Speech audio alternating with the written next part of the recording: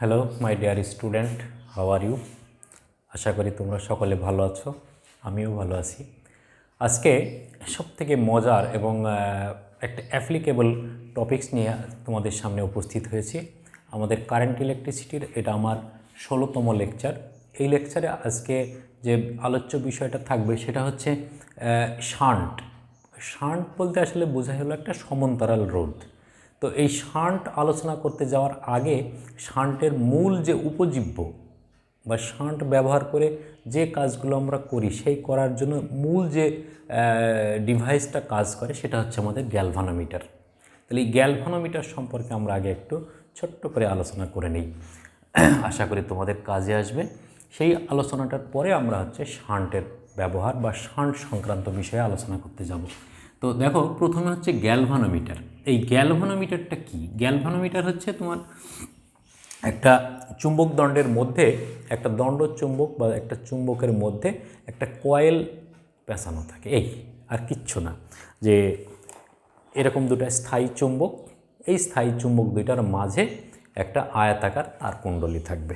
সেই আয়তাকার তারকুণ্ডলী যেটা, সেই আয়তাকার তারকুণ্ডলীতে হচ্ছে তড়িৎ প্রবাহিত হবে। তাহলে এই তড়িৎ প্রবাহ চলবে এবং এই চুম্বক ক্ষেত্র, তড়িৎ এবং চুম্বক ক্ষেত্র এদের পারস্পরিক ক্রিয়ার ফলে এই যে গ্যালভানোমিটার অর্থাৎ যে কুণ্ডলীটা আছে, এই কুণ্ডলীটার একটা টুইস্ট তৈরি হয়, একটা রোটেশন তৈরি হয়। সেই রোটেশনটা আমরা পরিমাপ করে বলি যে গ্যালভানোমিটারের দ্বারা হচ্ছে তড়িৎ প্রবাহ পরিমাপ করা যায়, ভোল্ট মিটার হিসাবে ব্যবহার করা যায়, ওহম মিটার হিসাবে ব্যবহার করা যায়। এই সমস্ত ব্যবহারগুলো আমরা গ্যালভানোমিটারের পেয়ে থাকি। তাহলে ওই যে গ্যালভানোমিটারের যে বিক্ষেপ, সেই বিক্ষেপটাই আসলে আমাদের মূল জিনিস। সেই বিক্ষেপটা কিভাবে হয় সেইটা আমরা এখানে দেখানোর চেষ্টা করছি। তো গ্যালভানোমিটার কি? আসলে গ্যালভানোমিটার হচ্ছে it measures and detects small electric current. কোনো বর্তনীর সাথে যদি আমরা গ্যালভানোমিটার সংযুক্ত করি, তাহলে সেই গ্যালভানোমিটার কি করবে? ওই ব্রাঞ্চে অর্থাৎ ওই বাহুতে কি পরিমাণ তড়িৎ প্রবাহিত হচ্ছে, তড়িৎ প্রবাহ আদৌ হচ্ছে কি না, এই জিনিসটা জানার জন্য আমরা সেখানে একটা গ্যালভানোমিটার ব্যবহার করি। অর্থাৎ কোনো ব্রাঞ্চে বা কোনো সার্কিটের কোনো বাহুতে তড়িৎ আছে কি না, কী পরিমাণ তড়িৎ আছে, এই দুইটা কাজের জন্য হচ্ছে আমরা তড়িৎ প্রবাহ এই গ্যালভানোমিটার ব্যবহার করে থাকি।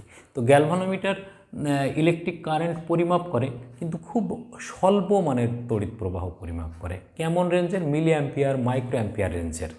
ঠিক আছে, এই জন্য সাধারণ ব্যবহারের ক্ষেত্রে ডিরেক্ট গ্যালভানোমিটার আমরা ব্যবহার করতে পারি না, কারণ গ্যালভানোমিটারের রেঞ্জ হচ্ছে খুব কম, মিলি অ্যাম্পিয়ার এবং মাইক্রো অ্যাম্পিয়ার রেঞ্জের।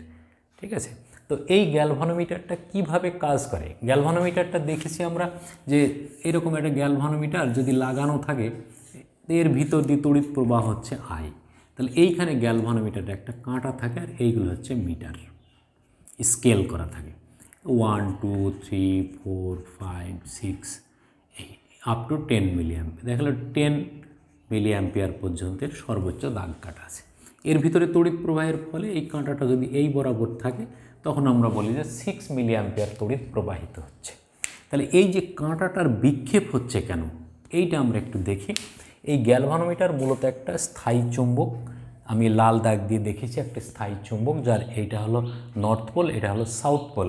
আমরা জানি কোনো দণ্ড চুম্বক বা চুম্বকের নর্থ পোল থেকে সাউথ পোলের দিকে হচ্ছে ম্যাগনেটিক ফিল্ড লাইন যেটা, সেটা হচ্ছে গমন করে। তাহলে এই এন থেকে এসের দিকে হচ্ছে চুম্বক রেখাগুলো হচ্ছে গতিশীল। চুম্বক রেখাকে আমরা সাধারণত বি দ্বারা প্রকাশ করে থাকি, চুম্বক ক্ষেত্র। ঠিক আছে, এই চুম্বক ক্ষেত্র বি। তাহলে এর ভিতরে একটা কুণ্ডলী দেখানো হয়েছে, এই একটা কুণ্ডলী এরকম, এটা এন, এটা এস, এর মাঝে একটা কুণ্ডলী এরকমভাবে তড়িৎ প্রবাহ চলছে। তাহলে এই দিকটা তড়িৎ প্রবাহের দিক নিচের দিকে, আবার এই প্রান্তে তড়িৎ প্রবাহের দিক উপরের দিকে, যেটা আমি তীর চিহ্ন দিয়ে দেখিয়েছি। তো এখন এই নিচের দিকে তড়িৎ প্রবাহ চলছে, চুম্বক ক্ষেত্র যাচ্ছে বাম দিক থেকে ডান দিকে। এখন এই কুণ্ডলীটার উপরে চুম্বক বল কতটুকু কাজ করবে, সেই বলের মান এফ ইজিক্যাল টু, এই যে আইএল বি সাইন থিটা একটা সূত্র আছে আমাদের, F equal to I L B sine theta. I মানে এই আই, এল মানে হচ্ছে এই বাহুটার দৈর্ঘ্য কত সেটা এল, বি হলো আমাদের এই চুম্বক ক্ষেত্রের মান, সাইন থিটা হলো বি এবং আয়ের মধ্যবর্তী কোণ, বি এবং আয়ের মধ্যবর্তী কোণ। তাহলে এই বাহুতে যখন তড়িৎ প্রবাহ চলছে বি এবং আয়ের মধ্যবর্তী কোণ হচ্ছে কত, 90 ডিগ্রি। তাহলে সাইন 90 ডিগ্রির মান 1 ILB। তাহলে এই চুম্বক ক্ষেত্রটা, এই বলটা তৈরি হলো। তাহলে এই বলের কারণে কি পরিমাণ টর্ক তৈরি হবে? তাহলে এই বাহুতে যে বলটা তৈরি হচ্ছে সেই বলের অভিমুখ দেখো কেমন, এটা তড়িৎ চুম্বক বল। তাহলে ফ্লেমিংয়ের বামহস্ত নিয়ম অনুযায়ী আমরা এর দিক নির্ণয় করতে পারি। তাহলে এইটা যদি চুম্বক ক্ষেত্রের দিক হয়, এন থেকে এসের দিকে চুম্বক ক্ষেত্র যাচ্ছে, এটা তড়িৎ প্রবাহিত হচ্ছে উপর থেকে নিচের দিকে, এই মধ্যমাঙ্গুলিটা আমার, আর বৃদ্ধাঙ্গুলিটা নির্দেশ করবে এই বাহুতে ক্রিয়াশীল বল। ঠিক আছে, তাহলে অপর বাহুতে বল কেমন হবে? তড়িৎ যাচ্ছে উপরের দিকে, চুম্বক বল এই দিকে, চুম্বক বল, তাহলে তড়িৎ চুম্বক বল কাজ করবে নিচের দিকে, নিচের দিকে এই ফ্লেমিংয়ের বাম হস্ত নিয়ম অনুযায়ী। তার মানে এইটাকে যদি আমরা একটা আয়তাকার কুণ্ডলী মনে করি, তাহলে এই আয়তাকার কুণ্ডলীর এই বাহুতে চুম্বক বল কলমের এইটা, আর এই বাহুতে চুম্বক বল এই দিকে। তাহলে এইটার উপরে এদিকে একটা বল কাজ করছে, এদিকে একটা বল কাজ করছে নিচের দিকে। তাহলে এইটা কি করবে? এরকম টুইস্ট করবে, এরকম ঘুরে যাবে, এরকম ছিল এরকম ঘুরে যাবে। তাহলে এই ঘুরে যাওয়াটা হচ্ছে তার টুইস্ট করা। কিসের কারণে ঘুরছে? এই যে tau is equal two NIAB। তাহলে এই আয় পরিমাণ তড়িৎ প্রবাহের কারণে এর ভিতরে যে টর্ক তৈরি হচ্ছে, সেই টর্কের পরিমাণটা হচ্ছে এই আয়ের সমানুপাতিক, অর্থাৎ টাউ প্রপোর্শনাল টু আই। আয়ের মান যত বাড়বে এর টুইস্ট অর্থাৎ প্রযুক্ত টর্কের পরিমাণ তত বৃদ্ধি পাবে। তাহলে এই টর্ক বৃদ্ধি পেলে কি হবে? এখন যদি আমরা এই জায়গায় একটা কাঁটা সংযোগ করে রাখি, এটাই এই জায়গায়, তাহলে যখন এই আয়তাকার এই যে কুণ্ডলীটা এরকম ঘুরে যাবে, তখন এই কাঁটাটা তার মিটার স্কেলের পাশে ঘুরবে, যে কতটুকু ঘুরলো সেই ঘূর্ণনের পরিমাণটা হচ্ছে আমাদের এই কাঁটাটা নির্ধারণ করে দেবে। তাহলে এই কাঁটাটা তখন আমরা বলবে যে এখানে কি পরিমাণ তড়িৎ প্রবাহিত হয়েছে। অ্যাকচুয়ালি পরিমাপ করছে টর্কের কারণে। টর্ক কি পরিমাণ টর্ক সৃষ্টি হবে সেই পরিমাণ সে হচ্ছে ঘূর্ণন সৃষ্টি হবে। এরকম ছিল, এরকম ঘুরে যাবে, তাহলে এরকম ছিল, এই ঘুরে যাবে। তাহলে এই ঘুরে যাওয়াটা হচ্ছে কিসের মাধ্যমে আমাদের দেখছি? আউটপুটটা কি? আউটপুট হচ্ছে এই কাঁটাটা কি পরিমাণ ঘুরছে। এটা যে পরিমাণ ঘুরবে এই কাঁটাটাও ঠিক সেই পরিমাণ ঘুরবে। এই কাঁটাটা ঘূর্ণনের ফলে আমরা যদি এইখানে একটি স্কেল ব্যবহার করি এবং এই স্কেলটা যদি আমাদের ক্যালিব্রেশন করা থাকে, তাহলে আমরা বলে দেবো এই কাঁটাটা যখন এখানে আসবে তখন হচ্ছে 6 মিলি অ্যাম্পিয়ার। সাপোজ এখানে যখন আসবে তখন হলো 4 মিলি অ্যাম্পিয়ার। তাহলে এইভাবে হচ্ছে আমরা একটা গ্যালভানোমিটারকে তড়িৎ পরিমাপক যন্ত্র হিসাবে ব্যবহার করতে পারি।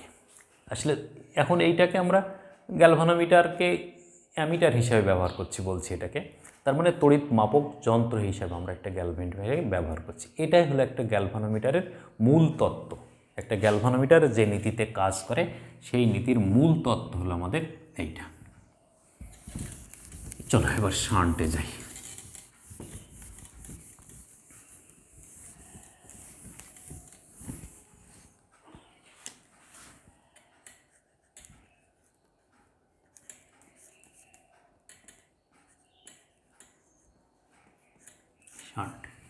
বলছে কিছু সূক্ষ্ম বৈদ্যুতিক যন্ত্র আছে, যে সূক্ষ্ম বৈদ্যুতিক যন্ত্রগুলোর নিরাপত্তার জন্য তাদের সাথে সমান্তরালে ছোট মানের একটা রোধ ব্যবহার করি আমরা। এটাকে আমি এইভাবে বলি যে এইটা হলো আমাদের মেন রোড, এইটা। তো এই মেন রোডের দেখা গেল এখানে শহর, এখানে বাড়ি, এগুলো আছে। তো এই রোডের এই জায়গাটুকুর আমরা চাপ কমানোর জন্য কি করি, যে এইখান থেকে এর সাথে সমান্তরালে একটা রোড তৈরি করে রাখি, যেটাকে আমরা বাইপাস রোড বলি। বাইপাস রোড, এটা মেইন রোড। এই বাইপাস রোডটা কি করে? এই বাইপাস রোডটা মেইন রোডের একটা চাপ কমায়। এবং মেইন রোডের সাথে কিভাবে থাকবে? মেইন রোডের সাথে থাকবে সমান্তরালে, মেইন রোডের সঙ্গে এটা থাকবে সমান্তরালে, কিন্তু মেইন রোডের চাপ কমাবে। তাহলে এই যে চাপ কমালো যেটা, এইটাকে আমরা বলছি বাইপাস রোড। এই বাইপাস রোডটাই হচ্ছে অ্যাকচুয়ালি আমাদের শান্ট রোধ। তো এরকম কিছু সূক্ষ্ম বৈদ্যুতিক যন্ত্রপাতি আছে যাদের মধ্য দিয়ে অধিক প্রবাহর কারণে সেই যন্ত্রপাতিগুলো নষ্ট হয়ে যেতে পারে। সেই নষ্টের হাত থেকে বাঁচানোর জন্য ওই সমস্ত যন্ত্রপাতির সাথে সমান্তরালে খুব ছোট মানের রোধ ব্যবহার করা হয়। ওই ছোট মানের রোধ সংযুক্ত করাটাকেই বলা হয় শান্ট যুক্ত করা। রোধ মানে এই শান্ট মানে অ্যাকচুয়ালি আসলে বিকল্প রোধ, এই বিকল্প পথ। শান্ট সব সময় থাকবে হচ্ছে সমান্তরালে, যে সমান্তরাল শান্ট বলার দরকার নেই, শান্ট মানেই সমান্তরাল রোধ। তো এটা যদি আমরা একটা গ্যালভানোমিটারের উপর প্রয়োগ করে দেখি, যে এই একটা গ্যালভানোমিটার যার কয়েলের রোধ হলো জি। এই গ্যালভানোমিটারের গঠন আমরা দেখেছি যে এতে থাকে কি একটা চিকন চিকন তারের কয়েল থাকে। তাহলে এর যদি মধ্যবর্তী তড়িৎ প্রবাহের মান বেড়ে যায় কোনো কারণে, তাহলে দেখা যাবে যে ওই তারগুলো গলে যাচ্ছে। তো এই তারগুলো যদি গলে যায় তাহলে গ্যালভানোমিটারটা নষ্ট হয়ে গেল।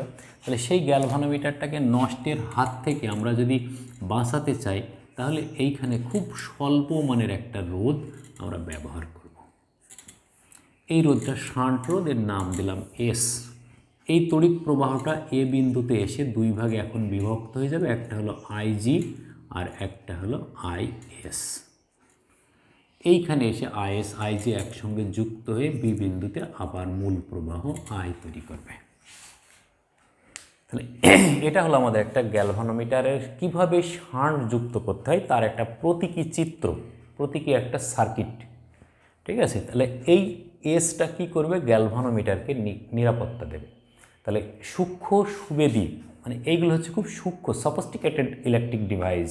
এই সফিস্টিকেটেড ইলেকট্রিক ডিভাইসগুলোর নিরাপত্তার জন্য, তাদের লংজিভিটির জন্য, নষ্ট হয়ে যাচ্ছে সেই নষ্ট হয়ে যাওয়ার হাত থেকে বাঁচানোর জন্য এদের সাথে সমান্তরালে একটা ছোট্ট মানের রোধ ব্যবহার করা হয়। এই ছোট্ট মানের রোধ কথাটার অর্থ কি, যদি এই রোধের মান অনেক বড় হয় তাহলে তো এই প্রান্ত দিয়ে কেউ যাবে না। বাইপাস রোড যদি খারাপ হয়, বাইপাস রোড যদি নিরাপত্তাহীন হয়, বাইপাস রোডের দূরত্ব যদি অনেক বেশি হয়, তাহলে মেইন রোড রেখে কেউ বাইপাস রোডে যাবে না। তাহলে বাইপাস রোডের একটা সুবিধা থাকতে হবে। সেই সুবিধাটা এখানে কি, যে খুব ছোট মানের রোধ। এই ছোট মানের রোধের কারণে এ বিন্দুতে এসে তড়িৎ প্রবাহের বেশ কিছু অংশ শান্টের মধ্য দিয়ে প্রবাহিত হবে। গ্যালভানোমিটারের মধ্য দিয়ে এমন পরিমাণ প্রবাহিত হবে যার কারণে গ্যালভানোমিটার নষ্ট হবে না। গ্যালভানোমিটারটা যে পরিমাণ প্রবাহের কারণে নষ্ট না হয় সেই পরিমাণ প্রবাহ সে অ্যাবজর্ব করবে, সেই পরিমাণ প্রবাহ সে পারমিট করবে। তাহলে তখন কী হবে, গ্যালভানোমিটার কখনোই নষ্ট হবে না। আয়ের মান হঠাৎ করে বেড়ে গেলে শান্টের মধ্য দিয়ে চলে যাবে তড়িৎ প্রবাহ। তখন গ্যালভানোমিটারটা কি সব সময় হচ্ছে একটা নিরাপদ কন্ডিশনে অবস্থান করবে। আমাদের এখন দেখতে হবে যে এই গ্যালভানোমিটারটার সাথে কত মানের শান্ট যুক্ত করলে কত প্রবাহ গ্যালভানোমিটারের মধ্য দিয়ে যাবে, কত প্রবাহ শান্টের মধ্য দিয়ে যাবে। তাহলে এখানে আমাদের রাশি হলো চারটা, একটা হলো আইএস, একটা হলো আইজি, পাঁচটা, একটা হলো আই, আর একটা হলো জি, আর একটা হলো এস। এই তাহলে এ বিন্দুতে কেসিএল প্রয়োগ করে পাই, তাহলে কি পাবো আমরা, কেসিএল প্রয়োগ করলে I is equal to IG plus is, এটা পাবো আমরা। এখন এ এস বি জি এ লুপে কেভিএল প্রয়োগ করে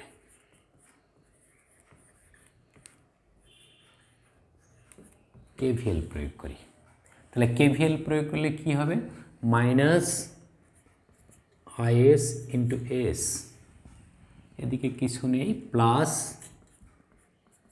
IG into G is equal two zero, is equal two zero. তাহলে এই সমীকরণটাকে যদি আমরা এদিক ওদিক করে দিই তাহলে কি হবে, যে আইএস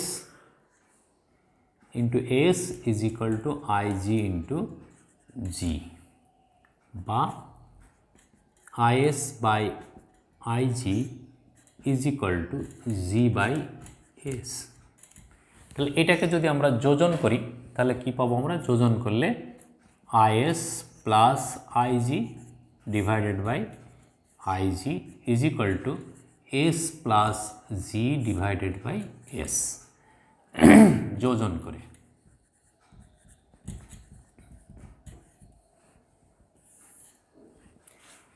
তাহলে এই 1 নম্বর সমীকরণ থেকে আমরা এখানে কি লিখতে পারবো যে I by I G is equal to S plus G divided by S.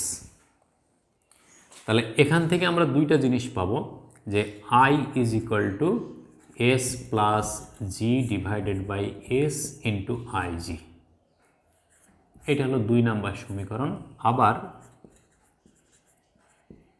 I G is equal to S by S plus G into I, এটা 3 নম্বর সমীকরণ। তাহলে 2 নম্বর সমীকরণে দেখছি আমরা মূল প্রবাহের সঙ্গে গ্যালভানোমিটারের প্রবাহের সম্পর্ক, এটাও সেই একই জিনিস। আমরা গ্যালভানোমিটারের প্রবাহটা নির্ণয় করেছি, এখানে মূল প্রবাহটা নির্ণয় করেছি। তাহলে এই গ্যালভানোমিটারের প্রবাহের যে রাশিমালা, এখান থেকে আমরা দেখতে পাচ্ছি যে আইজি এর মান কত হলে এস এর মানটাও আমরা এখান থেকে বলে দিতে পারবো যে এস মান কত হবে। অনুরূপভাবে এই সমীকরণটা থেকেই আবার আমরা আইএস এর মানও দেখে দিতে পারি যে শান্ট প্রবাহ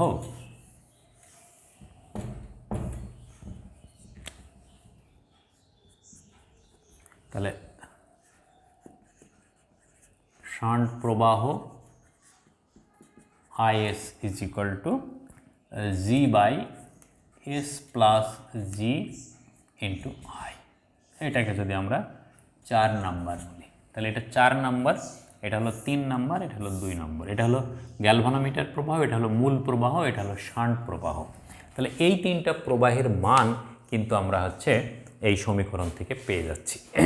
তাহলে এখান থেকে এই সমীকরণে যে কোনো একটা ব্যবহার করেই আমরা যদি মূল প্রবাহ আর শান্ট প্রবাহ দেওয়া থাকে, তাহলে সেই ক্ষেত্রে আমরা বলতে পারবো যে এখানে কত মানের শান্ট রোধ যুক্ত করতে হবে, কারণ গ্যালভানোমিটারের রোধ দেওয়া থাকবে।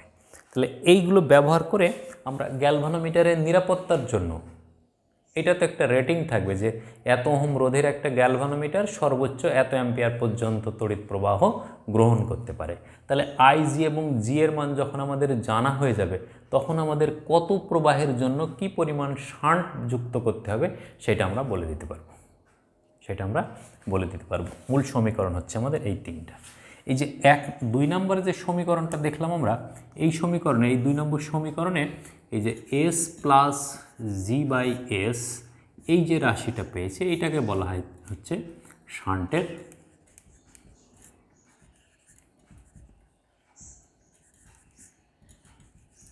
গুণক ক্ষমতা। শান্টের গুণক ক্ষমতা, ঠিক আছে। তো এটা খুব একটা ইম্পর্ট্যান্ট কোনো রাশি না, জাস্ট মনে রাখার জন্য এইটা। তাহলে এখন এর যদি আমরা একটা অ্যাপ্লিকেশন দেখি, তাহলে এই জিনিসটা আমাদের ক্লিয়ার হয়ে যাবে।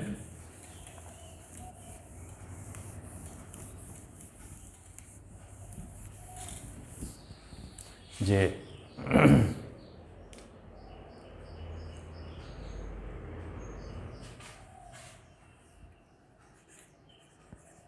একটি গ্যালভানোমিটার এর